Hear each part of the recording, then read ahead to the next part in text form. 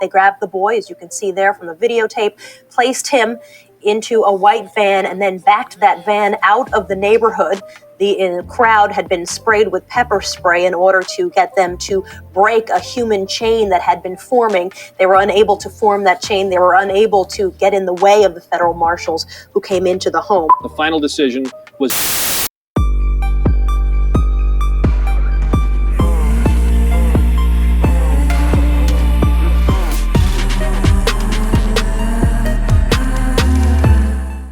Hello, and welcome to Crime Time with the Easy E. Yes, the King, where we turn criminals into the roaches that they are, and then stomp on them, or make them disappear. Shit. Okay, now, awkward pause, as I try to recover and pretend that didn't happen. Anywho, in 1999, a 6-year-old Cuban boy named Elian Gonzalez was found clinging to an inner tube off the coast of Florida after the boat he was on capsized. His mother and several other passengers drowned in the incident, and Elian became the subject of an intense international custody battle that would eventually involve the US government and the Cuban government. Elian was taken in by relatives in Miami, who wanted him to stay in the United States and become a symbol of Cuban refugees seeking asylum. But Elian's father, who was still living in Cuba, wanted his son returned to him. The case quickly became a political flashpoint, with the US government ultimately siding with Elian's father and ordering that the boy be returned to Cuba. The custody battle was not without controversy. Supporters of Elian's Miami relatives argued that he would face persecution if he was returned to Cuba, while supporters of Elian's father argued that he had a right to be reunited with his son. In the end, federal agents raided the home of Elian's Miami relatives and seized him, returning him to his father in Cuba. The case remained a divisive issue for years afterward, with some questioning the government's handling of the situation and others applauding the decision to reunite Elian with his father. The kidnapping of Elian Gonzalez was a complex and controversial case that highlighted the fraught relationship between the United States and Cuba and the difficult choices that families can face when caught between two nations. Check out these videos. Hacía volar la imaginación de un niño, me creía que era Superman, me creía que era Batman. Y recuerdo que pedí un traje de Batman, me dieron un traje de Batman. Quería jugar béisbol, un bate de béisbol. Oye, qué bárbaro, un bate. Lo hacían como un juego. We wanted to give him a life where he felt comfortable and everything was normal. Then we got him to go to school. He was so happy to go to school. Recuerdo que en los primeros momentos que me intentaron llevar a la escuela, no me gustaba la escuela.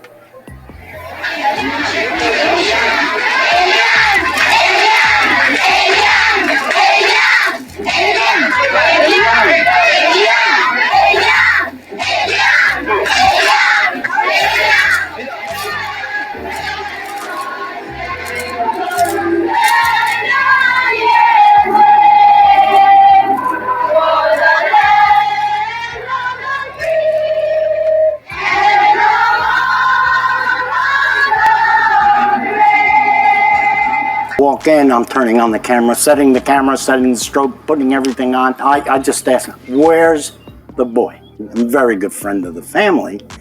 He says, he's in the room. Now, of course, I take off to the wrong room. I go to Elian's room. Why? Because I think Elian's in bed. And I see Elian's not in the room. And I realize, oh my God, he's not here. There was only 2 rooms. So I take off, I bang on the door. The door opens. In slow motion, just goes like this, and I look, and there's Donato with Elian in his arms in the closet. Elian is crying like he is so, scared, I guess. So I just walked between the bed and the closet to the end, to the night table. I turn around. Now I have Elian on my right, the door in front of me. Elian said to me in Spanish, ¿Qué está pasando? ¿Qué está pasando? I know they're coming. I know it. I just know it. That's all I can say. Everything is going to be all right, baby. It's going to be all right. And all of a sudden that door just flew open. They came in, and I'm shooting this, of course. He's focused on Elian. It's a flash going into his face. And he turned to me and he said, back off. I mean, really back off. But I'm behind that camera. And behind that camera, honestly, I felt like you can't do anything. I say it was my God. He was God, my angel. They were there with me. Has now been removed from his home where he was staying with his Miami relatives. He was seized before dawn this morning by federal marshals who are armed not only with automatic weapons, but also a battering ram to break down at least one door in the home.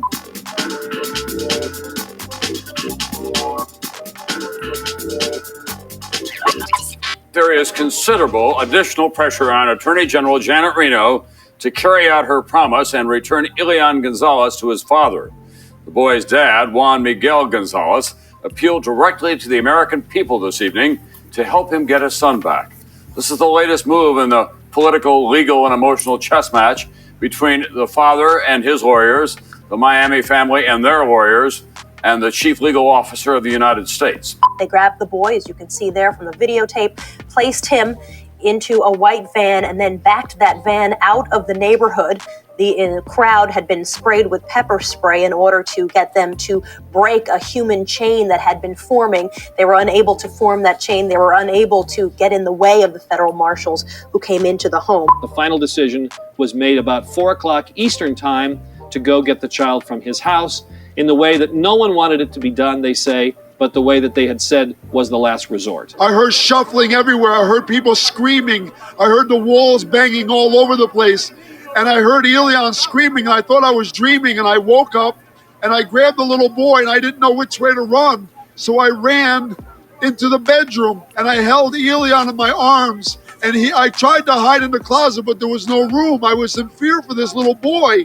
They came down and they took with assault weapons and they grabbed the boy from my arms. Did Elian say anything? Yes, he was screaming, help me, que pasa, que pasa. Earlier this morning, federal agents in Miami began to reunite Elian Gonzalez with his father and uphold the rule of law. As I speak, Elian is safe. He is on a plane headed for Andrews Air Force Base in Washington, D.C., where he will be reunited with his father for the first time in 5 months.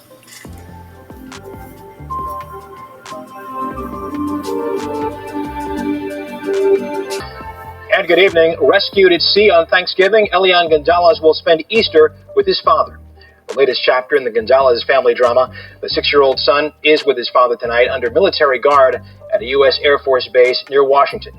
He was seized before dawn by armed federal agents who burst into the home of his Miami relatives and rushed him to a waiting plane. Within hours, the relatives also flew to Washington, ready to begin a new round of the struggle, but this time it is they who are on the outside, trying to get in.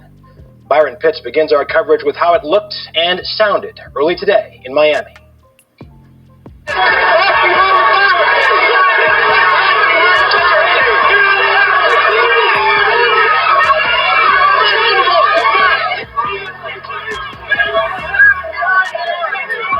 It took 3 minutes. In 3 minutes, 6-year-old Elian Gonzalez, dressed in a t-shirt, draped in fear, was gone. Bingo! Bingo! Bingo! Whisked away in the arms of a Spanish-speaking federal agent assigned to the case to provide the child comfort. She said later, while he was crying, I was shaken.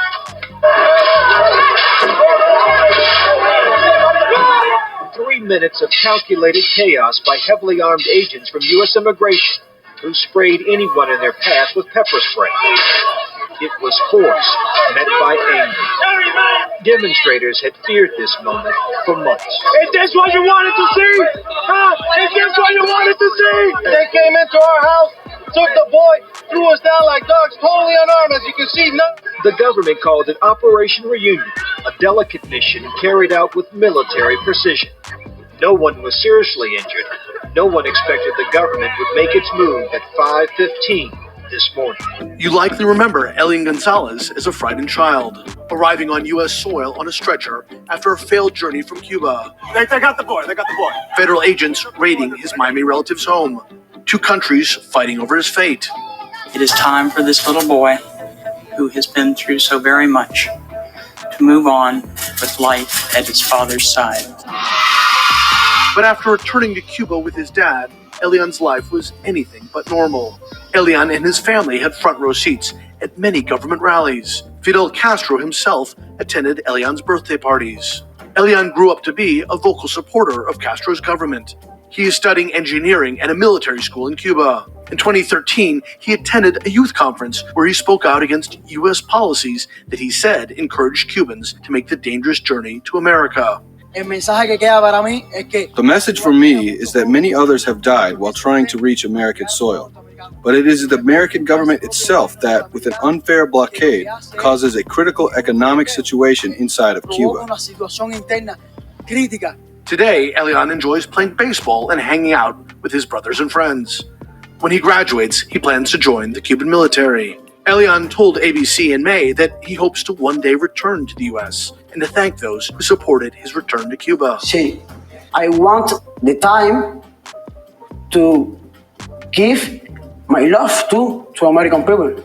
In January, Raul Castro told Elian that he needs to keep studying to live up to the example of his revolutionary heroes. Further proof that Elian Gonzalez is going to remain in the spotlight. 23 years ago, a little Cuban boy rescued from the waters off Florida was caught in an international tug of war. Well, now Elian Gonzalez is likely hours away from becoming a lawmaker in his homeland. CNN's Patrick Ottman recalls Gonzalez's custody ordeal and shows us how his return to Cuba has shaped his life. It was the legal saga that more than 2 decades later, for some people, still brings back painful memories. When then 5-year-old Elian Gonzalez was miraculously rescued off the coast of Florida, clinging to an inner tube on Thanksgiving Day in 1999, it was the beginning of a court battle with far-reaching political ramifications. Many felt that the wishes of Elian's mother, who drowned trying to reach the U.S. from Cuba by boat, should be honored by allowing Elian to stay in Miami with relatives there. But others said Elian belonged with his father, Juan Miguel, who wanted his son returned to him in Cuba. A standoff ensued that inflamed Cold War tensions between Cuban exiles in Miami and the communist-run government in Havana. In a rare interview with me in 2017, Elian said his custody case became a rallying cry for anti-Castro groups. I think I would have become the poster boy for that group of Cubans in Miami that tries to destroy the revolution, that tried to make Cuba look bad, he says. I would have been used in that way. Eventually, Juan Miguel traveled to the U.S. and began the legal fight to have his son returned to him. Lawyers for Elian's Miami relatives argued that the boy would live under a dictatorship if he returned to Cuba, but the courts agreed with Juan Miguel's right to have custody of his son. The Clinton administration issued an ultimatum. It is time for this little boy, who has been through so very much, to move on with life at his father's side. After a nighttime raid by armed federal agents, Elian was reunited with his father. Violent demonstrations against the raid rocked Miami's Little Havana. The legal team for Elian's Miami relatives petitioned the U.S. Supreme Court to intervene, but the court declined to hear the case, allowing Juan Miguel to return with his son to Cuba. In 2017, Juan Miguel told CNN he still hopes one day to reconcile with his Miami relatives. I had the best intentions to forgive them so that it can continue to be a relationship of families, he says. They with their ideals and we with ours. Elian returned to Cuba, but not exactly to a normal life. Fidel Castro attended his 7th birthday and remained in close contact with Gonzalez and his family. Fidel put many things in my hands, he says. Fidel told me if I wanted to be an athlete, he supported that. If I wanted to be a swimmer, he supported that. If I wanted to be an artist, he supported that, and he did. Now 29 years old, married and father to a baby girl, Gonzalez is again making headlines. On Sunday, Elian Gonzalez is expected to become a member of Cuba's National Assembly. There's only one candidate per seat, and Gonzalez is likely to use his new visibility to defend the revolution that brought him home. It's a kind of outcome that Gonzalez's Miami family said they fought hard to prevent.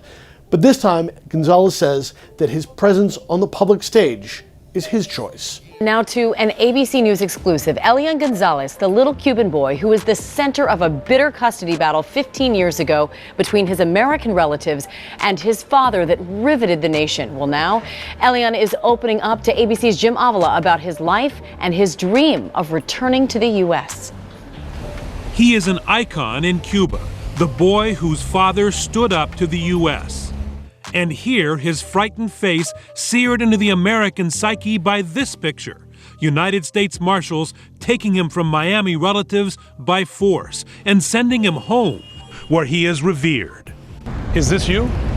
It's not only me. It's every children in Cuba. This is Elian today, unshaven when we first met him. His first extended interview since he was 11.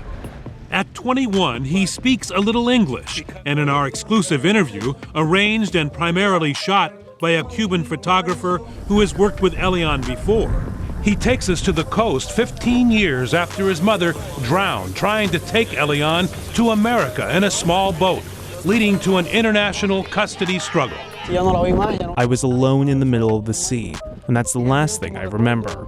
And while he disagrees with what she did, he is moved by his mother's efforts to keep him afloat as she drowned. I believe that if today she is not here with me, it is because she fought until the very last minute for me to survive. She was the one who gave life back to me at a time of danger. Perhaps surprising to some, if you could, in this new era, go anywhere in the world, where would you like to go? Estados Unidos. So you want to visit the United States? Sí. I want the time to give my love to American people. We spent 3 days with Elian. He lives simply with his father, his stepmother, and 3 brothers. He says he has no regrets about his father's decision to stay in Cuba. And in breaking news, Elian just got engaged, and our producers helped him with his first selfie, which well, he says it will be his profile picture when he gets enough internet in Cuba to open a Facebook account. He says he's not angry with his Miami relatives and is open to reconciliation with one condition. And that is? We're going to tell you tonight in World News. That's a tease. All right, Jim. Well, you can still see the little boy in his face. Yes. You really can. You can. It was really good to see him. I covered that. It was in Havana when it happened. And to see him now 15 years later, it's pretty amazing. Elian Gonzalez was just 6 years old when he became the face of the charged relations between our country and Cuba. A dispute not just between 2 nations, but 2 families. Now a grown man and full of gratitude to the Americans who embraced him for a short and tumultuous time, Gonzalez opens up to ABC's Jim Avila in this exclusive interview with pointed words for his relatives here in the U.S. Is this face familiar? He's known all over Cuba. You have a shirt that says he's in English, right? Your shirt? He could pass for a Brooklyn hipster with his beard and model looks, 570. or a trainer to the stars when cleaned up for our interview. To the American people, I say thank you for the love they give me. Yes, it's Elian Gonzalez, the little Cuban boy in the middle of an international tug of love. 15 years ago, the 6-year-old kid, frozen in fear at the business end of a federal agent's rifle, came to symbolize the legacy of antagonism between the U.S. and Cuba. Elian has been shielded from the U.S. media since he was 11 years old. But now 21 and living in his hometown of Cardenas, he has agreed through a Cuban cameraman hired by ABC to give his first extensive interview in more than a decade. He took us to the shoreline outside Cardenas, where he says he was given sleeping pills by his mother and her new boyfriend before being loaded onto a small 16-foot fishing boat in the middle of the night, a boat that would not finish the trip. I remember when the boat capsized, when we fell in the sea. But behind the boat, the rafters had tied several inner tubes just in case. His mother loaded Elian into one. I remember when I was put on the raft and my mom was covering me, and I was raising my head looking around. And at some point, I raised my head and I didn't see her again. His mother was lost at sea, her body never found.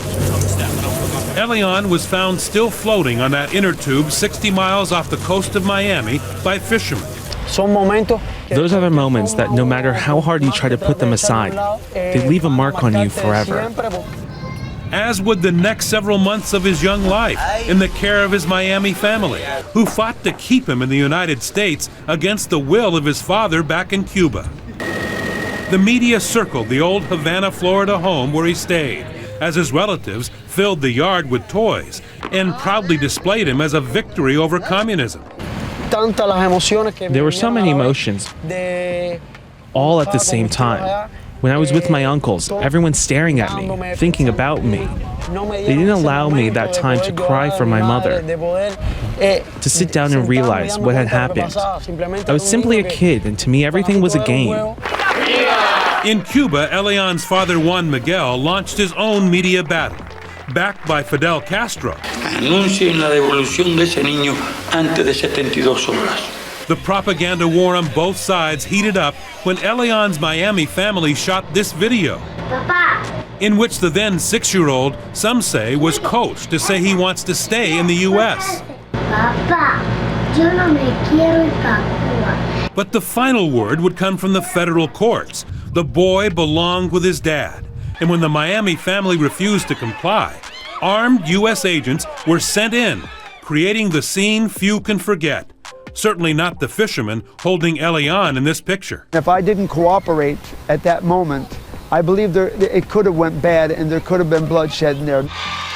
Elian returns to Cuba a national hero in his father Juan Miguel's arms, greeted by his elementary school classmates and a national TV audience. In this never-before-seen-on-TV video provided by Cuban photographer Roberto Chile, who also shot for ABC News on this story, Fidel meets with Elian privately.